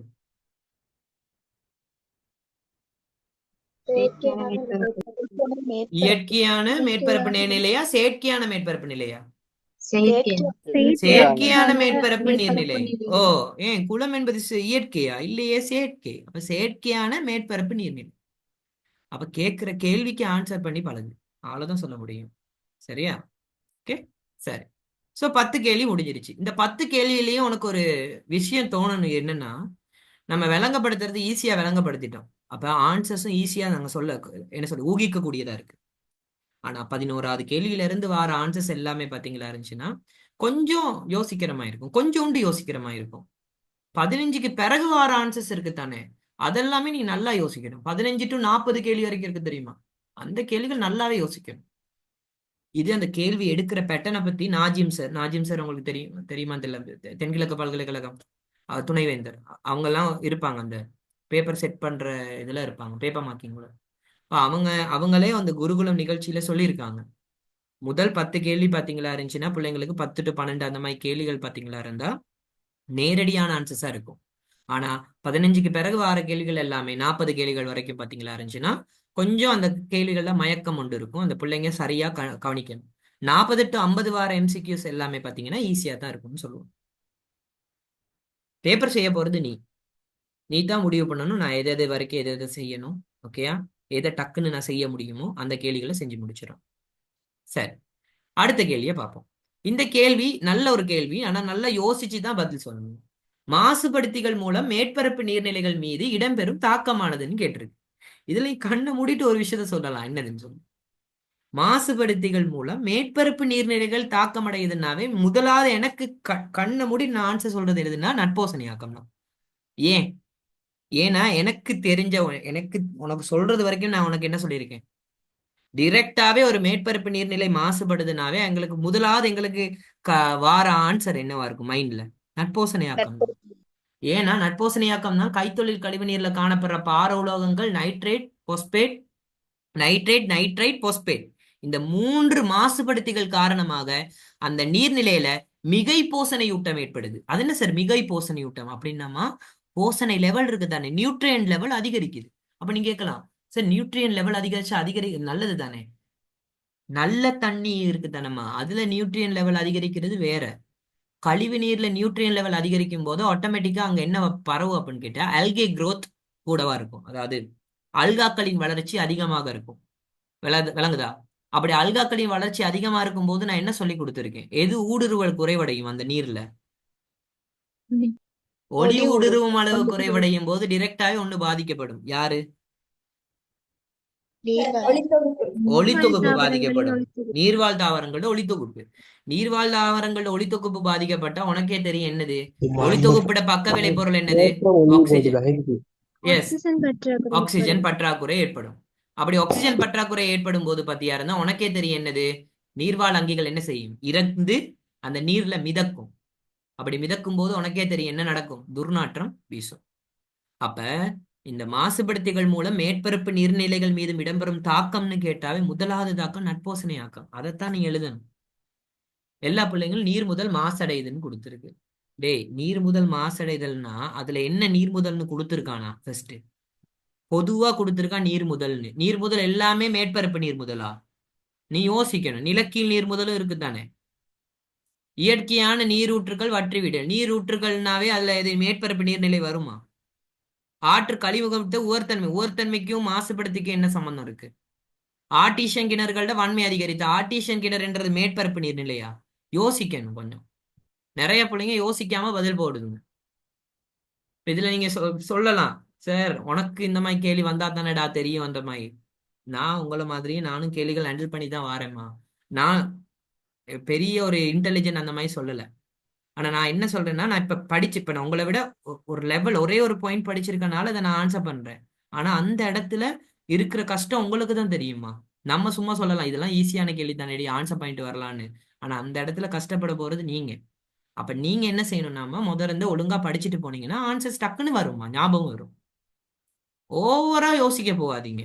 சிம்பிளா நீங்க மேலோட்டமா யோசிச்சாவே ஆன்சர்ஸ் கிடைக்கிறதுக்கு. எம்சிக்யூக்கு சொல்றேன். அப்ப 11வதுக்கு ஆன்சர் எத்தனையாவது? முதலாவது ஆன்சர். சரியா? சோ 11வதுக்கு எத்தனையாவது ஆன்சர்? முதலாவது ஆன்சர் தான் மிக பொருத்தமானதா இருக்கும். மாசுபடுத்திகள் மூலம் மேற்பரப்பு நீர்நிலைகள் மாசடைவது என்பது நட்போசனையாக்கம். சரிதானே? ஓகே, நட்போசனையாக்கம் English word eutrophication. Okay, eutrophication. Okay, சரி. இப்ப நான் சொல்றேன், ஒரு வரி சொல்றேன், கூற்று சொல்றேன். அந்த கூற்றுக்கு ஒரு வேர்ட்ல விடாதீங்க. சரியா? நீர்முதல்களில் உடன் சேரும் பார உலோகங்கள் மனிதனின் உணவுச் சங்கிலியின் வழியே மனிதனை அடையும் செயற்பாடு. உயிரிய பெரிதாதல் பயோ மேக்னிபிகேஷன். உயிரிய பெரிதாதல். சரியா? ஓகே, வேற என்ன கேள்வி கேட்கலான்னு. உயிர் பரிகாரம் எனப்படுவது 5ஆம் பாடத்துல நான் சொல்லி கொடுத்திருக்கேன். Bio remediation. சொல்லுங்க பாப்போம். எனிமா யாராவது? பயோ ரெமிடியேஷன் என்ன சார்? உயிர் பரிகாரம். பயோ ரெமிடியேஷன் உயிர் பரிகாரம். இது ஒரு பாஸ் பேப்பர் கேள்வி, 2018ஆம் ஆண்டு பாஸ் பேப்பர் கேள்வி. உடனே எடுக்காத, கொண்டுருவேன். பயோ ரெமிடியேஷன் அப்படின்னா என்னது? உயிர் பரிகாரம். அப்படின்னா என்ன அர்த்தம்னா, சிம்பிளா சொல்ற, நல்லா கவனிச்சுக்கோ. அதாவது உணவு பதனிடும் தொழிற்சாலைகள் இருக்கு தானே, உணவு சம்பந்தப்பட்ட தொழிற்சாலைகள்ல பயன்படுத்துற நீர் இருக்கு தெரியுமா, அந்த நீரை நம்ம நுண்ணங்கிகளை பயன்படுத்தி கிருமி போறோம். அவ்வளவுதான், அவ்வளவு தேவையில்ல. ஏதாவது ஒரு கழிவு நீரை நீ நுண்ணங்கிகளை பயன்படுத்தி கிருமி எப்படி, நுண்ணங்கிகளை பயன்படுத்தி, எப்படி சாதகமான நுண்ணங்கிகளை பயன்படுத்தி கிருமி அதுக்கு பேரு தான் பயோ ரெமிடியேஷன், உயிர் பரிகாரம். ஓகேயா? இன்னும் நிறைய இருக்குமா, இங்கிலீஷ்ல நாங்க படிச்சிருக்கோம், பயோ அக்யூமுலேஷன் படிச்சிருக்கோம். ஓகேயா? அது இன்னும் இருக்கு, அதெல்லாம் உங்களுக்கு தேவையில்லை. பட் இந்த பயோ ரெமிடியேஷன் உனக்கு தெரிஞ்சிருக்கணும், அதே மாதிரி பயோ மேக்னிபிகேஷனும் உனக்கு தெரிஞ்சிருக்கணும். பார்த்துக்கோ. ஓகேயா? புரியுதா உனக்கு? சரி, அடுத்தது அறுவடை செய்யும் சந்தர்ப்பத்தில் நெல்லில் காணப்பட வேண்டிய உகந்த ஈரலிப்பின் அளவு. உனக்கு தெரியும், 10ஆம் பாடத்துல நான் படிச்சு கொடுக்கும் போது உனக்கு சொல்லி கொடுத்துருக்கேன் இந்த விஷயம். அறுவடை செய்யும் சந்தர்ப்பத்துல நெல்லுல காணப்பட வேண்டிய ஈரலிப்பின் அளவு. அண்ணளவா சொல்லு, இந்த ஆன்சர்ஸை விட்டுது. நான் அண்ணளவா டியூட்ல என்ன இருந்துச்சு, டீச்சர்ஸ் கைட்ல என்ன இருந்துச்சு, அண்ணளவா நெல்லுண்ட ஈரலிப்பு சதவீதம் 18 to 20 வீதம். ஓகே, 18% ஓ செல்சியஸ் இல்லடா, வீதம் சரிதானம்மா, 18 to 20 வீதம். ஓகேயா? சரி, இப்ப நீ யோசிக்கணும் என்னன்னா, இதுல என்ன பிரச்சனை இருக்குன்னு தெரியுமா, இதுல இந்த 4வது ஆன்சரா 5வது ஆன்சரா தான் குழப்பம். கட்டாயம் வராது, 1வது வராது, 2வது வராது, 3வது வராது. ஏன்? சம்பந்தமே இல்லை, அதுக்கு பக்கத்துல கூட இல்லை. ஆனா இதுல எல்லாருக்கும் குழம்புன விஷயம் என்னது, 4வது ஆன்சர் வருமா 5வது ஆன்சர் வருமான்னு குழம்புனாங்க. இப்ப எனக்கு சொல்லு, இதுக்குள்ள எது வரும்னு சொல்லி, 16 to 19 இல்லாட்டி 19 to 20 22? 19 to 22. 19 to 22. 5வது ஆன்சர் தான் பத்தி இருந்துச்சுன்னா இதுக்கு சரி. ஓகேயா? இதுக்கு ஆன்சர் 5வது ஆன்சர் தான் சரி. ஏன்னு பாத்தியா இருந்தா, அண்ணளவா எங்களுக்கு 18 to 20% தான், நான் ஒத்துக்கொள்றேன், இல்லைன்னு இல்ல. ஆனா 18 to 20%க்குள்ள பாத்தியா இருந்துச்சுன்னா எங்களுக்கு மெயினா அது அந்த லெவல் தான் இருக்கணும். ஓகேயா? இந்த 16 to 19% என்ன நடக்குதுன்னா குறைவா இருக்குது. விளங்குதா? அது என்ன இருக்குன்னா லெவல் குறைவா இருக்குது. அப்ப அந்த ஈரலிப்பின் லெவல் குறைவா இருக்கிற நேரம் பாத்தீங்களா இருந்தா எங்களுக்கு அது சின்ன ஒரு பிரச்சனையை ஏற்படுத்தும். ஈரலிப்பின் லெவல் ரொம்பையும் கூடக்கூடாது, மிதமாக இருக்கணும். அதனால இந்த இடத்துல நாங்க தெரிவு செய்ய வேண்டியது என்னன்னா 19 to 22% தான். ஏன்னா 18 to 20%க்கு மிக கிட்டிய தானத்துல இருக்கிறது இந்த 19 to 22%. மிக கிட்டிய தானத்திலையும் அண்ணளவாக நாங்க சொல்லக்கூடியதா இருக்கு. அதனாலதான் இந்த 5வது ஆன்சரை நாங்க சொல்றோம். ஆனா நிறைய பிள்ளைங்க போட்ட ஆன்சர்ஸ் 4வது ஆன்சர்ஸ் சில பிள்ளைங்க போட்டிருக்குது. அது அந்த பிள்ளைங்கட பிள்ளையும் இல்லை. அந்த பிள்ளைங்க யோசிச்சிருக்கணும், அறுவடை செய்யும் சந்தர்ப்பத்தில் நெல்லில் காணப்பட வேண்டிய உகந்த ஈரலிப்பின் அளவு 18 to 20%. அதுக்கு அண்மையில பார்க்கும்போது எங்களுக்கு 19 to 22%. அது கிளியரா அதுல V1 இருக்குது. விளங்குதா? சோ 19 to 22% அந்த ரேஞ்சுக்குள்ள, 22% 20 விட கூட தான், நான் இல்லைன்னு சொல்லல. ஆனா அண்ணளவா அதுக்கு பக்கத்துல இருக்கு, ரொம்ப குறைய விடக்கூடாது. அதனால நாங்க 16 to 19% நாங்க சொல்லல. சோ இதுக்கு ஆன்சர் பாத்தீங்களா இருந்தா 5வது ஆன்சர் தான் குறிப்பிட்டாங்க. ஆனா நான் ஒரு சார் இருந்துச்சுன்னா கட்டாயம் சார் ஒரு ஒரு மார்க்கிங்ல இருந்தாலும் நான் கேட்டிருப்பேன் இந்த 4வது ஆன்சருக்கும். ஏன் 18 to 20%க்குள்ள வருது தான். அப்ப நீங்க சொல்லலாம், சரி 16 வராது தானே, சரி 18 கீழே தானே, அதே மாதிரி தான் 22 வராதே, 20 மேல இருக்கு. ஏன்னு கேட்டீங்களா இருந்துச்சுன்னா, அறுவடை செய்யும் சந்தர்ப்பத்துல ஈரலிப்பின் அளவு பாத்தீங்கன்னா ரொம்ப குறையக்கூடாது, அதே மாதிரி ரொம்பையும் கூடிடக்கூடாது. ஸோ நம்ம அண்ணளவா எங்களுக்கு பார்த்தோம்னா 19 to 22% ஆன்சர் சொல்லக்கூடியதா இருக்கு. அப்ப இதுக்கு ஆன்சர் பாத்தீங்கன்னா 5வது ஆன்சர் தான் சரியானது. அடுத்தது 13வது, பிராய்லர் இறைச்சி உற்பத்தி செயல்முறையின் போது நினைவிழக்க செய்தல். உனக்கு தெரியும், இதை பத்தி சொல்லி கொடுத்துருக்கேன். நினைவிழக்க செய்தல் என்பது உனக்கு தெரியும், பிராய்லர் உற்பத்தி செயல்முறையின் போது ஒரு சந்தர்ப்பத்துல நடக்காது. இந்த நினைவிழக்க செய்தல்ன்றது எந்த முறையில? ஹலால் முறையில நடக்காது. விளங்குதா? ஏன்னா ஹலால் முறையில பாத்தீங்களா இருந்துச்சுன்னா உணர்வு நீக்கல் என்ற ஒரு விஷயம் நடக்காது. ஏன்னா அவங்க அது தப்பு, அது உங்களுக்கே தெரியும், நான் சொல்ல விளங்கப்படுத்தணும் அவசியம் இல்லை. இந்த நினைவிழக்க செய்தல் என்ன பிரச்சனை இருக்குன்னாமா நல்லா கவனிச்சுக்கோ. இப்ப நான் உனக்கு சொல்றேன், நீ அதை வச்சு நீ புரிஞ்சுக்கோ. சரியா? உனக்கு அந்த ஆப்ரேஷன்ஸ் சிலது பண்ணும்போது சொல்லுவாங்க, செடேட்டிவோட இந்த ஆப்ரேஷன் செய்றீங்களா இல்ல செடேட்டிவ் இல்லாம செய்றீங்களான்னு கேட்பாங்க. செடேட்டிவ்னா மயக்க மருந்துன்னு வச்சுக்கோ. இப்ப செடேட்டிவோட செய்யும் போதுமா சொல்லுவாங்க, செடேட்டிவோட நீங்க செஞ்சீங்கன்னா உங்களை டிஸ்சார்ஜ் பண்றது நாங்க லேட்டா தான் டிஸ்சார்ஜ் பண்ணுவோம். ஆனா செடேட்டிவ் இல்லாம சின்ன ஒரு வழியோட நீங்க செஞ்சீங்கன்னா உங்களை நாங்க அடுத்த நாள் ஒரு 2 நாள்ல நாங்க டிஸ்சார்ஜ் பண்ணிடுவோம், இந்த மாதிரி சொல்லுவாங்க. அது என்ன விஷயம்னு நான் திரும்பி சொல்றேன். இந்த பிராய்லர் இறைச்சி உற்பத்தி செயல்முறையின் போது நினைவிழக்க செய்தல் என்பது மேற்கொள்வது எதுக்காக அப்படின்னு கேட்டா, இறைச்சியின் தரத்தை அதிகரிக்கிறதுக்காக. ஏன் ஏன்னா அந்த பிராய்லர் இறைச்சியை நினைவிழக்க செய்யாம அதை நாங்க இதாக்கும் போது, அதை நாங்க வெட்டி சுத்திகரித்தல், வெட்டுதல் இந்த மாதிரி செய்யும் போது என்ன நடக்கும்னு யோசி. அந்த பிராய்லர் இறைச்சி என்ன நடக்கும்? பிராய்லர் கோழி திணறும். யோசி. அத நினைவிழக்க செய்யாம, கவனி, நினைவிழக்க செய்யாம அதை நாங்க வெட்டுனா அதை என்ன செய்யும்? திணறும். அது திணறும் போது பிரதானமா 2 நடக்கும். ஒண்ணு, அந்த இறைச்சியின் தரம் பாதிக்கும். 2வது, அதன் நிறை குறைவடையும் சொல்லுவாங்க. புரியுதா? சோ பிராய்லர் இறைச்சி உற்பத்தி செயல்முறையின் போது நினைவிழக்க செய்தலுக்கான காரணம் என்னதுன்னா, இறைச்சியின் தரத்தை அதிகரிக்கிறதுக்கா. அப்ப நீங்க சொல்லலாம், அப்ப நீங்க சொல்ல சார், அப்ப நாங்க ஹலால் முறையில நாங்க தரமில்லாத இறைச்சியை துன்றோம்னு சொல்ல வாரீங்களான்னு கேட்டா, அப்படியெல்லாம் நான் சொல்ல வரல. விளங்குதா? நான் சொல்ல வர்றது என்னதுன்னு கேட்டா, ஹலால் முறைன்றது அது உங்களோட மரபு ரீதியாக நீங்க அதை இதாக்குறது, அதுக்கு சயின்டிபிக் ரீதியா ஒரு நல்ல இதுவும் இருக்கு.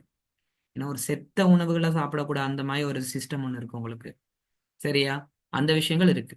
ஸோ அது உண்மையா நல்லதுதான், நான் ஒத்துக்கொள்றேன். பட் தியரி ரீதியா நாங்க பார்க்கும்போது என்னது, நினைவிழக்க செய்தல், அதாவது பிராய்லர் இறைச்சின்றதுமா உடனே சாப்பிட்றதா இருந்துச்சுன்னா ஹலால் முறைன்றது சரி, உண்மையாவே சரி, நல்லோம். சரியா? இதே பிராய்லர் இறைச்சி கைத்தொழில்னாவே எங்களை மைண்ட்ல எது போகுது தெரியுமா? ஐஸ் கோழி தெரியுமா? அதுக்கு தான் போகுது. அதுக்கு பாத்தீங்களா இருந்துச்சுன்னா அவங்க மெயினாவே கம்பேர் பண்றது இறைச்சின்ற குவாலிட்டி எப்படி இருக்கும். அப்ப இறைச்சின்ற தரத்தை அதிகரிக்கிறதுக்கு கட்டாயம் என்ன செய்யறாங்க? பிராய்லர் இறைச்சியை நினைவிழக்க செய்யறாங்க. புரியுதா? ஓகே. இந்த நினைவிழக்க செய்தல் எதுல நடக்காது? ஹலால்ல நடக்காது. அதான் ஞாபகத்துல வச்சுக்கோ. அப்ப கேட்பாங்க, நினைவிழக்க செய்யறது எதன் மூலமா செய்யறாங்கன்னா, ஒரு குறிப்பிட்ட மின் உபகரணம் இருக்கு, லைட் ஷாக் அடிக்கிற, எலக்ட்ரிக் ஷாக் அடிக்கிற மாதிரி. அந்த நினைவிழக்க செய்தல் மூலமாக தான், அந்த எலக்ட்ரிக் மின் உபகரணம் ஒன்று, நினைவிழக்க செய்யற மின் உபகரணம் ஒன்றின் மூலம் நினைவிழக்க செஞ்சு தான் என்ன செய்வாங்க? இறைச்சியை பாத்தீங்கன்னா உற்பத்தி செய்வாங்க. ஆகவே நினைவிழக்க செய்தல் என்பது எதுக்குள்ள வரும்னா, இறைச்சியின் தரத்தை அதிகரிப்பதற்கு தான் பாத்தீங்கன்னா சரியான ஆன்சரா இருக்கு. புரியுதா? சொல்லுங்க.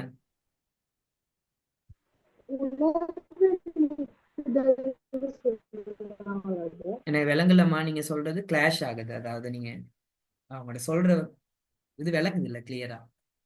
மெசேஜ்ல சொல்லுங்க, இல்லாட்டி செய்தல்.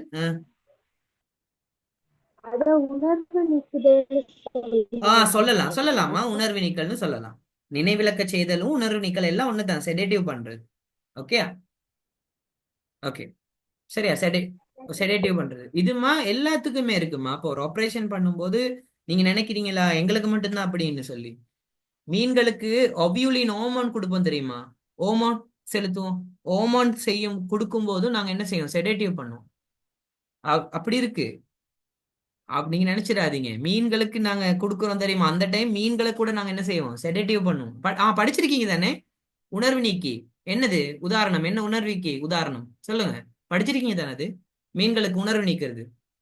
அத கொண்டு செல்றதுக்கு என்ன பயன்படுத்துவோம்?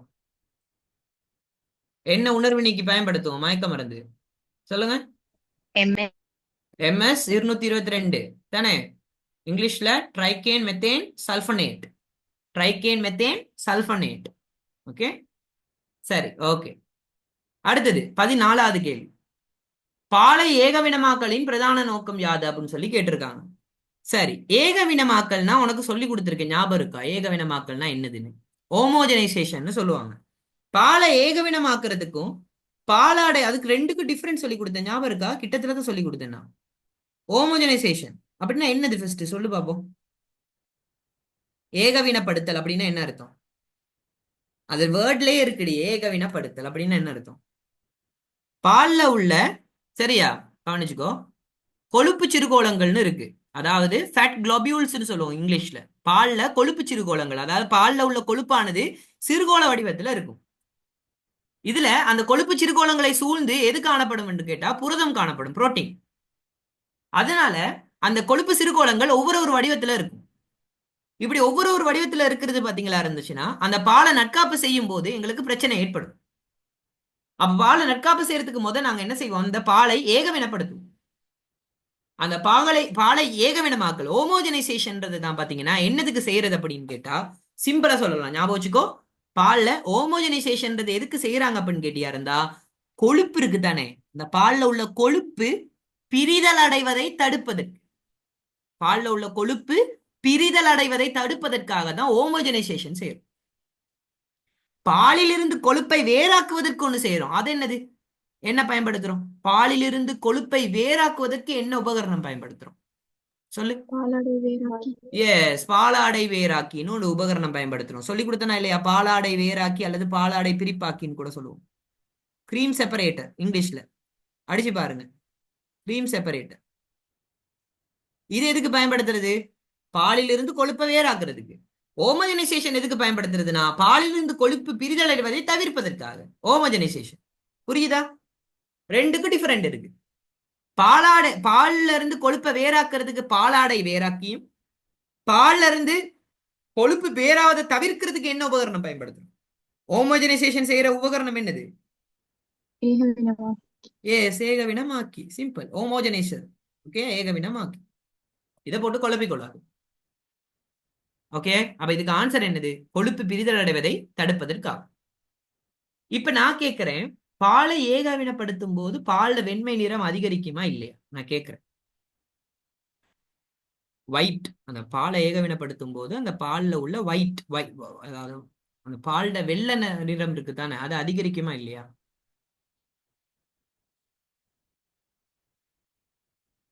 சும்மா சொல்றீங்க, அதிகரிக்குமா இல்லையா? ஒரு கெஸிங்ல சொல்லுங்க. பாலை ஏகவினப்படுத்தும் போது அதிகரிக்குமா இல்லையா? அவ்வளவுதான் கேள்வி. என்ற அதிகரிக்கும். எஸ், கட்டாயம் அதிகரிக்கும். ஒயிட்னஸ் அதிகரிக்கும். அப்ப நீ என்கிட்ட கேட்டிருக்கலாம், சார் முதலாவது ஆன்சர் அப்ப ஏன் சார் வராதுன்னு கேட்டிருக்கலாம். வெள்ளை நிறத்தை பெற்றுக்கொள்ளுது. கவனி, பால் ஏற்கனவே வெள்ளை நிறமா தான் இருக்கு. வெள்ளை நிறத்தை சொல்லுமா, சொல்லு, நீ சொன்னது சொல்லு. பால் ஏற்கனவே வெள்ளை நிறமா தான் இருக்கு. அந்த வெள்ளை நிறத்தை பெற்றுக்கொள்றதுக்கெல்லாம் ஏகவினமாக்கல் செய்யறது இல்லை. ஏகவினமாக்கல் பிரதானமா செய்யறது என்னது? கொழுப்பு பிரிதடைவதை தடுப்பதற்காக. ஆனா ஏகவினமாக்கல் செய்யும் போது பால்ல ஒயிட் லெவல், அதாவது ஒயிட் பர்சன்டேஜ் கூடும். அதாவது வெள்ளை நிறம், அதுல கலர் பர்சன்டேஜ் கூடும். வெள்ளை நிறம் அதிகரிக்கும், மேம்படுத்தப்படும் சொல்லலாம். அதிகரிக்கும்னு சொல்றதை விட மேம்படுத்தப்படும். ஓகே, சரி. அடுத்தது 15வது கேள்வி. சுழலும் தள்ளினாவே உனக்கு தெரியும், இம்பலர். உதவியுடன் வந்துருச்சு. இது ஒரு 8 கால் பூச்சிக்கு எத்தனை கால்னு கேள்வி கேட்கிற மாதிரி தான் இருக்குது. சுழலும் தள்ளின்னு உனக்கு சொல்லிட்டான். அப்ப இது என்ன பம்பி? மைய நீக்க பம்பி. 8 கால் பூச்சிக்கு எத்தனை கால்னு கேட்கிற மாதிரி தான் இருக்கு. ஆனா சுழலும் தள்ளின்னு சொல்லிட்டானே, அப்ப என்ன பம்பி? மைய நீக்கம் உள்ள பம்பி. சரியா? இதுல ஒரு விஷயம் இருக்கு, என்னது தெரியுமா? நீரின் வேகத்தை அதிகரித்த அதே சந்தர்ப்பத்துல நீர் நிரலையும் பாய்ச்சலையும் ஏற்படுத்த பம்பி. இதுல நீரின் வேகத்தை அதிகரித்தல் எல்லா பம்பியாலையும் எங்களால செய்ய முடியும். இன்கேஸ் முசல வகை பம்பிலையும் நீரின் வேகத்தை அதிகரிக்கலாம். ஆனா முசல வகை பம்பில எதை அதிகரிக்க இயலாது? ஒரு குறிப்பிட்ட நேரத்துல வெளியாகிற நீரின் வேகத்தை அதிகரிக்கலாம். ஆனா எதை அதிகரிக்க இயலாது? வெளியேற நீரின் அளவு அதிகரிக்க இயலாது. ஏன் அதிகரிக்க இயலாதுன்னா, உனக்கே தெரியும், முசல வகை பம்பியில என்ன விஷயம் சொல்லி கொடுத்தேன்னா, சொல்லி கொடுக்கும்போது முசல வகை நீர் பம்பி என்பது உருளையின் கனவுகளுக்கு சமனான நீரை தான் அது வெளியேற்றும். அதனால எவ்வளவு தான் நீ கைப்பிடிய வேகமா அசைச்சாலும் வெளியேற நீரின் வேகம் அதிகரிக்கும், தவிர எது அதிகரிக்காது? அளவு அதிகரிக்காது. அதிகரிக்காது. சோ சிம்பிளா ஞாபகம் வச்சுக்கோ. இந்த விஷயம் எல்லாம் படிச்சு கொடுத்தேன். தனித்தொழிப்பாட்டு முசலை பம்பிய எப்படி சொல்லி கொடுத்தேன் உனக்கு? தனித்தொழிப்பாட்டு முசல பம்பியை எப்படி சொல்லி கொடுத்திருக்கேன் உனக்கு? ஒன்றி செயற்பாட்டு முசல வகை பம்பின்னு சொல்லி கொடுத்திருக்கேனா இல்லையா? இரட்டை தொழிற்பாட்டு முசல வகை பம்பியை எப்படி சொல்லி கொடுத்திருக்கேன்? இரட்டை செயற்பாட்டு முசல வகை பம்பின்னு. டே அமைதியா இருக்காங்க, சொல்லுங்கடி, சொல்லி கொடுத்தனா இல்லையான்னு. டேய், ஒன்று செயற்பாட்டு ஆடுதண்டு வகை பம்பி இரட்டை செயற்பாடு சொல்லி கொடுக்கலையா? சொல்லி கொடுத்தீங்க. 12வது பாடத்துல 3 இது பார்த்தாச்சு நம்ம, விளங்குதா? ஓகே, சரி. ஓகே, இதுல 15வது கேள்வி வரைக்கும் நாங்க பார்ப்போம். ஓகே, இன்னையோட 15வது கேள்வி வரைக்கும் முடிப்போம். ஓகேயா? மத்த கிளாஸ்ல பாத்தீங்கன்னா மிச்சத்தை பார்ப்போம். மிச்சத்துல பாத்தீங்கன்னா இதெல்லாம் படிக்காதது நம்ம. சரியா? இதுல படிச்ச கேள்விகள் கொஞ்சம் இருக்கு. சரி, இது ரெண்டையும் பார்த்துட்டு போவோமா? இது மட்டும் 23 24 மட்டும் பார்த்துட்டு போமா? சரி, டிரெக்ட் ஆன்சர் சொல்லி பழகு. 2023க்கு ஆன்சர், 24க்கு டக்குன்னு நீ ஆன்சர் சொல்லலாம். சராசரி கடல் மட்டத்துக்கு மறுபேர் என்னமா சொல்லி கொடுத்துருக்கேன்? என்ன கடல் மட்டம் இடைக்கடல் மட்டம். இங்கிலீஷ்ல? sea level. எம்எஸ்எல்னு சொல்லுவாங்க. இது கிட்டத்தட்ட 2026க்கு முந்த நாள் கிளாஸ்ல சொல்லி கொடுத்தேன். இது சராசரி கடல் மட்டம்ன்றது உனக்கு கட்டாயம் தெரிஞ்சிருக்கணும். என்னது, எத்தனை வருஷ காலத்துமாக அந்த அளவீடுகள் எடுப்பாங்கன்னா 19 வருஷம். இதுல 10 வருஷம் வந்த விடை எல்லாத்தையும் வெட்டிரு. ஓகே, 19 வருஷ காலமா வெவ்வேறு இடத்துல இருந்து ஒவ்வொரு மணித்தியாலமும் பெறப்பட்ட அளவீடுகளை வச்சு சராசரியை கணிக்கிறது தான் சராசரி கடல் மட்டம். இதுல ஒவ்வொரு மணித்தியாலம்னு இதுல தான் வந்திருக்கு, 19 வருஷம்னு இதுல தான் வந்திருக்கு, சராசரிய கணித்தல்னு வந்திருக்கு. ஆகவே 2வது வராது, 3வது வராது, முதலாவது ஆன்சர் தான் சரி. அப்ப யோசி, நான் இது சொல்லி கொடுத்தேன் பிள்ளைங்களுக்கு. ஆனாலும் இந்த கேள்வியெல்லாம் இப்படி வரும்னு நான் யோசிச்சு கூட பார்க்கல. அப்ப என்ன எனக்கு விளங்குது தெரியுமா? இனி கேள்வி எடுக்கிறதுக்கு கேள்வி இல்ல. அவன் என்ன செய்யறானா, இருக்கிற சின்ன சின்ன இடங்கள்ல இருந்து கேள்வி எடுத்து வைக்கிறானுங்க. இதுதான் நடந்த விஷயம். உண்மையா சொல்ல 100% எடுக்கிறதுக்கு கேள்வி இல்ல அவனுக்கு. ஏன், எடுத்த கேள்வி எல்லாமே எடுத்துட்டான் அதுக்கு அப்ப பிள்ளைங்களுக்கு அவன் என்ன செய்யணும்? அவன் புதுசா கேள்வி எடுக்கணும் மாதிரி அவன் என்ன செய்யறான்? சின்ன சின்ன விஷயங்கள்ல இருந்து கேள்வி எடுக்கிறான். எப்படி? ஒரு உதாரணத்துக்கு இடைக்கடல் மட்டத்திட்ட பிரதான கேள்வி என்னது தெரியுமா? பிரதான கேள்வினா என்னதுன்னா, இலங்கை மட்டும் இல்லாம நில அளவையில பொதுவாக பயன்படுத்துற தரவு மட்டம் யாது? இந்த கேள்வி அவன் கேட்டுட்டான். 2021ஆம் ஆண்டு ஸ்ட்ரக்சர்ல கேட்டுட்டாங்க இந்த கேள்வியை. அதே கேள்வியை எங்க செய்யறாங்க இப்ப? எம்சிக்யூக்கு பாத்தீங்கன்னா ரிப்பீட் பண்றாங்க. அவ்வளவுதான் விஷயம், சிம்பிள். அப்ப நீங்க ஒவ்வொரு வேர்டையும் ஒழுங்கா படிச்சா மட்டும்தான் புரியும். புரிஞ்சு படிமா, புரிஞ்சு படிச்சீங்கன்னா ஈஸி தான். அடுத்தது 23வது கேள்வி. நில அளவை தொடர்பான 2 கூற்றுகள் பின்வருமாறு. ஏ கூற்று, நில அளவை உபகரணம் குறிப்பிட்ட புள்ளியில் இடப்படுத்தப்பட்டு 2 நில அளவை கோடுகளுக்கிடையே கோணம் அளக்கப்படும் கொடுத்திருக்கு. சரி, இந்த வேர்டம்மா, இந்த வேர்ட் நீ நம்ப மாட்ட. உன்ட டியூட் எடுத்து பாரு, இருக்கா இல்லையான்னு. 100% சொல்றேன். உன்ட டியூட் எடுத்து பாரு, 3ஆம் பாட டியூட் எடுத்து பாரு. இந்த கேள்வி உங்க கூற்று நான் கொடுத்துருக்கேனா இல்லையான்னு பாரு. என்ன நீ எடுத்து பாரு. கூற்று நான் அந்த கூற்று அச்சசல கொடுத்துதான் இருக்கேன்.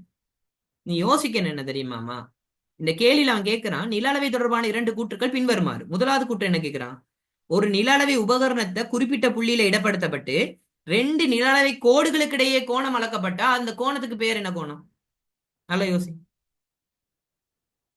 நீ அவ்வளவு தேவையில்ல, யோசிக்க தேவையில்ல. நீ சிம்பிளா இரு. 2 கோடு வர ஒரு கோணம் உருவாகுதுன்னு வர. அப்ப இது என்ன கோணமா இருக்கும்? என்ன கோணம் டி? அகக்கோணம். அகக்கோணம். அகக்கோணத்துக்கு மறுபேர் என்னது? அமைகோணம். அமைகோணம். ஓகே, இன்க்ளூடட் ஆங்கிள்ஸ் சொல்லி சொல்லுவான் இங்கிலீஷ்ல. அதே யாதாயினும் ஒரு பல்கோணிட புயமானது நீட்டப்பட்டு, அது எந்த புயமா வேணாலும் இருக்கலாம். உதாரணத்துக்கு இப்படி ஒரு முக்கோணம் என்ற ஒரு பல்கோணி வச்சுக்கோ. இதுல ஒரு புயத்தை நீட்டினா வெளியில உருவாகிற இந்த கோணத்துக்கு பேர் புறக்கோணம். அவன் தமிழ்ல கொடுத்தே இருக்கான் பாரு, இங்க பாரு, வெளிக்கோணம்னு கொடுத்துருக்கான். அப்ப வெளிக்கோணம்னு உனக்கு என்ன தெரியும்? புறக்கோணம். புறக்கோணத்துக்கு மறுபெயர் இருக்கு, என்ன கோணம்? திரும்பல் கோணம். திரும்பல் கோணம். அப்ப இங்க கேள்வியில அவன் சொல்றது என்னது?